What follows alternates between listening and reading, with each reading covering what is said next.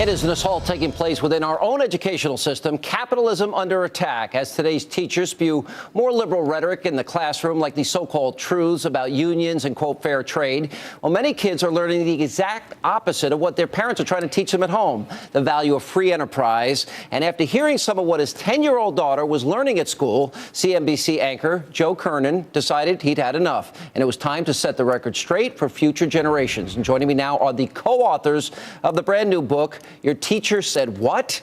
Defending Our Kids from the Liberal Assault on Capitalism, the co-anchor of CNBC's Squawk Box, Joe Kernan, and his fifth-grade daughter, Blake. Hi. Hello. It's good to see you. First of all, I'm a fan of yours, and it's an honor to have you here. And the feeling's mutual. And the way you read the title, if I need voiceover work, are you? I mean, is that? I'm in this business, so I'm because available. It was the question mark and the exclamation point. I heard it all. Okay. I mean, beautiful. Well, it's not. This is phenomenal.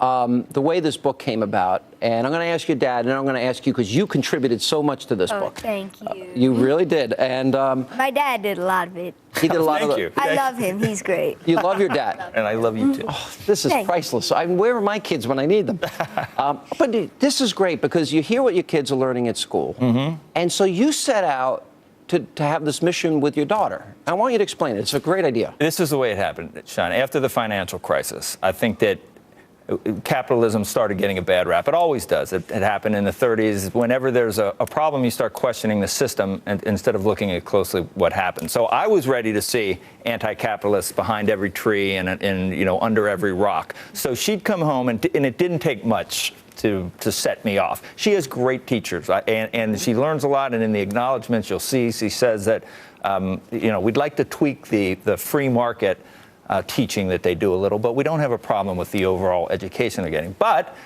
with that said, I mean, what do you say to a little girl who I ask her, have you ever heard the term the American way? And she'll tell me, no, not really, but I do know what tenure is. And she'll tell me exactly what tenure is and how it works and how it's necessary and how it rewards teachers and how it keeps me from, what was it, Blake, losing? It keeps teachers safe from losing their jobs from unimportant reasons. You knew this at 9 years old. That's when we started. That's when we started. Right. This is amazing. So you set out on a mission, the two of you. Why don't I let you pick it up from here? How did this come about, the idea that your dad had and you had together that you're going to read, for example, the New York Times editorial, the Wall Street Journal editorials, and that you were going to learn these principles? Well, I'm really a sounding board for my dad, and I just started telling him the things, well, he started asking me the things that I heard in school about, say, capitalism and the free markets. And I told him exactly what I heard, and he started getting mad. Well, I wouldn't say getting mad, just questioning what I heard. So then he said, why don't you look through these two newspapers?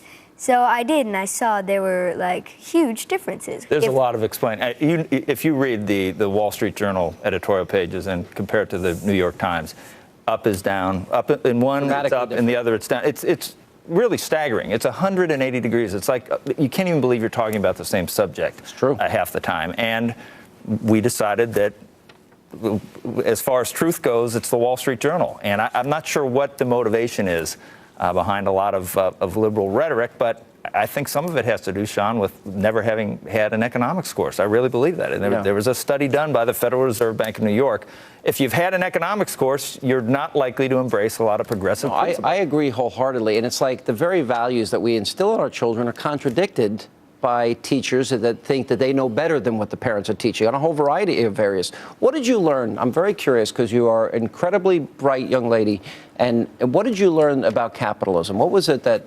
Well, there's the definite most important thing I've learned is that a lot of the things we take for granted, like, for example, the lights that are lighting up this room, or, say, I don't know, the cameras that are taping us. Sure. We take for granted, but they all came from capitalism. Yeah. And that capitalism is not bad, but capitalism is good. And you learned this through a process of going through a lot of topics with your dad. Now, I know somebody asked you this question, but I thought you gave a perfect answer. Would you have rather been playing, I know you play tennis and you play sports and you like school and you're very smart. I mean, would you have rather been doing some of these other activities, or was this what you wanted to do? Well, I love learning new things, and I love doing everything with my dad, so. Oh, priceless. That's the, now, we didn't prepare this answer. No. Right? That's. We did. I'm kind of an old father. In fact, I'm in that gray area between father and grandfather. So we spend all our time with. I'm 11. I know you are. And I can't have a. No, I know, but 55 minus 11 is 44. So that's not. You appreciate it, I think, later in life. Maybe more than some people that are in the middle of a career. Well, sounds like I'm on the downswing, but I mean, I'm in the middle of a career too, but we spend a lot of time with our children. Yeah, and now when you get older, would you like to go into business as a result of what you've learned? Because some people think, for example, that people are exploiting the environment for, quote, profit. Profit is used as a very negative term. You've learned that that's not the case. Do you know what you want to do when you get older? Well, I love the environment, but I also know that business is a very good thing, but what I really love doing as a hobby, but I'd love to continue when I'm older, is I love wildlife photography. Wildlife photography? That's awesome. Really? And photography in general. Yeah, I do too. Did you ever think about going on TV? Because I think you're a natural. Oh, thank you. I think you would be. You too. You think I got a future in this business? You're in this business. I know. I just always thought I was doing my last show whenever I'm doing it, but I think you just saved me tonight, and I really appreciate that.